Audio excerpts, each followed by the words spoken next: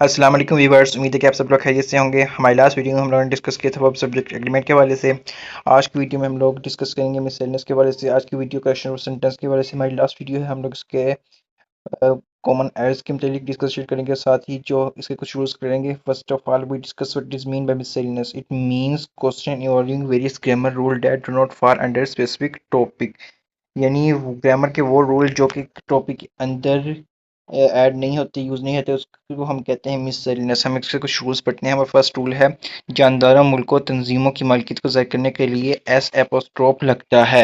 बेजान चीज़ों की मालिकियत को ज़ाहिर करने के लिए ऑफ यूज़ होता है। मीन्स कि जब हमने किसी चीज़ की मालिकियत यानी पोजेसिवनेस ज़ाहिर करनी हो तो हम क्या यूज़ करते हैं, जानदारों मुल्कों या तंजीमों की हम एस यूज़ करते हैं। अगर बेजान चीज़ों की मलकियत ज़ाहिर करनी है हम क्या यूज़ करते हैं, ऑफ। जैसे हमारे पास एग्जांपल है, this rooms fan is fast. ये क्या हो जाएगा, इनकरेक्ट हो जाएगा। यहाँ पे हमारे पास नॉन लिविंग थिंग है तो करेक्ट सेंटेंस से होगा the fan of this room is fast. ये क्या हो जाएगा, करेक्ट हो जाएगा। हमारे पास सेकंड रूल है कि जो सेंटेंस प्रेजेंट पार्टिसिपल से शुरू होते हैं उनके अंदर फाइल यानी आई शी ही का होना ज़रूरी है। हमारे पास एग्जांपल है, opening the book the lesson was learned. यहाँ पे ओपनिंग हमारे पास प्रेजेंट पार्टिसिपल है, इसके अंदर हमारे पास कोई फाइल नहीं है, सब्जेक्ट नहीं है, तो हम क्या करेंगे, इसके अंदर प्रॉपर सब्जेक्ट यानी फाइल लगाएंगे जिसमें हमारे पास होगी opening the book I she he learn the lesson. ये क्या हो जाएगा, करेक्ट हो जाएगा। हमारे पास थर्ड रूल है, हमने डिफरेंस नोट करना है इन सर के अंदर।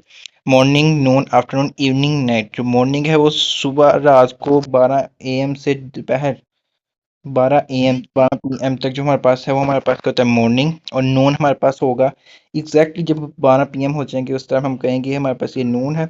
और जो आफ्टरनून हम किसको कहेंगे, जब आफ्टर 12 PM उसको हम कहेंगे आफ्टरनून। इवनिंग हम कहेंगे शाम को। और जब नाइट का हम किसको कहेंगे, रात को सोने से वह पहले का वक्त, उसको हम कहेंगे नाइट। जैसे हमारे पास अगर फोर्थ रूल है इसी का, हमारा फोर्थ रूल है कि ओ क्लॉक हम लोग पूरे आवर के लिए यूज़ करते हैं।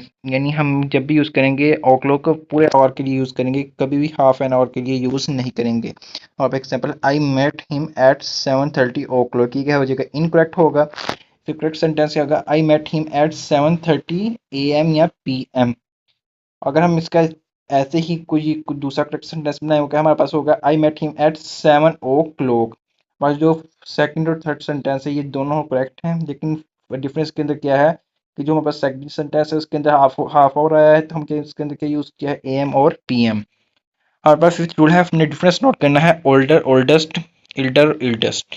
ओल्डर ओल्डेस्ट हमारे पास है उम्र में बड़ा है या पुराना, और इल्डर या इल्डेस्ट है खानदान में उम्र में बड़ा। जैसे हमारे पास इन फोर जो हमारे पास वर्ड है, इन सारों के एग्जाम्पल हमारे पास मेंशन है। Ali is older than I, this is the oldest building in the city, Emal is my elder brother, Fiza is his eldest daughter. इसके अंदर जो फर्स्ट टू एग्जाम्पल है वो ओल्डर ओल्डेस्ट की है यानी उम्र में बड़ा या पुराना, और जो थर्ड और फोर्थ एग्जाम्पल है वो हमारे पास है खानदान में उम्र में बड़ा, उसकी एग्जाम्पल है। हमारे पास सिक्स रूल है, हमने फिर डिफरेंस नोट करना है। जो हमारे पास है लास्ट, उसका मतलब होता है आखिरी या पिछला, और जो लेटेस्ट है इसका मतलब है ताज़ा तरीन।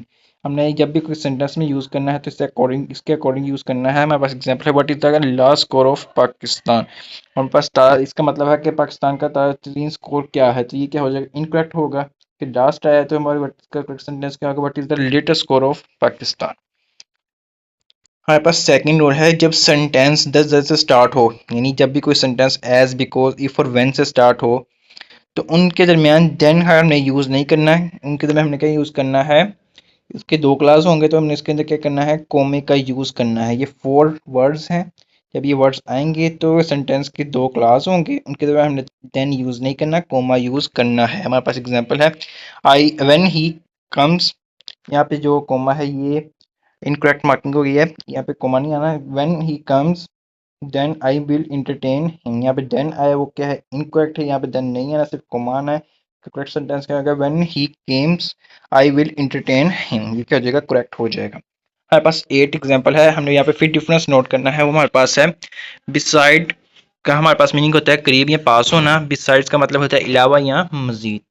इस तरह हमारे पास 9th रूल है, उसके अंदर भी हमने डिफरेंस नोट करना है। यहाँ पे हमने स्पेलिंग का डिफरेंस नोट करना है। हमारे पास जो AL वाला R राइट है ना, वो क्या है, इनकरेक्ट वर्ड्स है। तो करेक्ट इसका क्या हो, क्या वर्ड है, ALLRIGHT। ये क्या हमारे पास है, करेक्ट है।